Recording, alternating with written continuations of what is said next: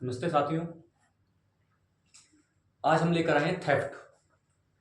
Theft को IPC के section 378 में डिफाइन किया गया था और सेक्शन 379 में इसको पनिशमेंट इसके बारे में बताया गया था और बीएनएस में इसको सेक्शन 303 में डिफाइन किया है और सेक्शन 303 में ही इसकी पनिशमेंट बताई गई है।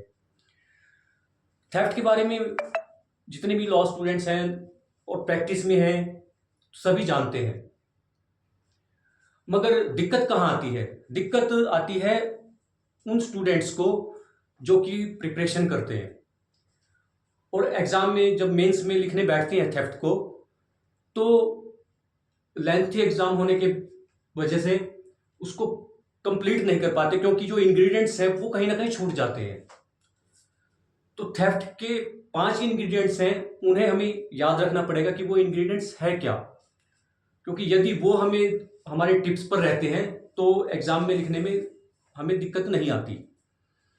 देखो, थेफ्ट के जो बताया गया है कि 5 इंग्रेडिएंट्स हैं, जैसे कि नंबर 1 डिसऑनेस्टली, कि कोई भी प्रॉपर्टी है दूसरे के पोजेशन से डिसऑनेस्टली ली जानी चाहिए। सेकेंडली है पोजेशन, कि वो किसी ना किसी के पोजेशन में होनी चाहिए। तीसरा है मूवेबल, वो प्रॉपर्टी मूवेबल होनी चाहिए।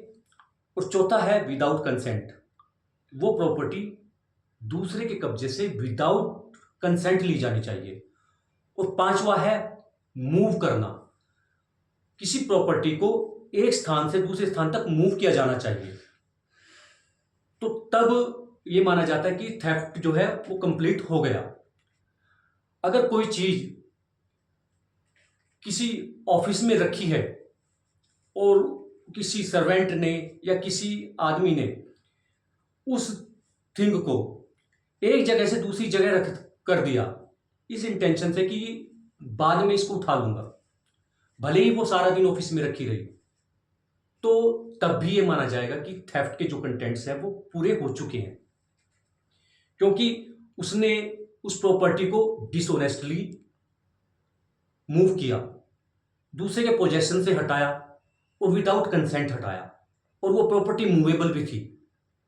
तो इसलिए ये थेफ्ट कंप्लीट हो चुका है। थेफ्ट कंप्लीट होने के लिए ये जरूरी नहीं है कि कोई चीज, कोई भी थिंग कि उसकी नजर से दूर चली जानी चाहिए या उसकी रेंज से बाहर चली जानी चाहिए, तब थेफ्ट नहीं होगा। ऐसा माना जाता है कि तब थेफ्ट कंप्लीट हो जाता है। ऐसा नहीं है, थेफ्ट कंप्लीट तभी हो गया जब वो एक स्थान से दूसरे स्थान तक मूव कर दी गई। आशा है आपको समझ में आया होगा।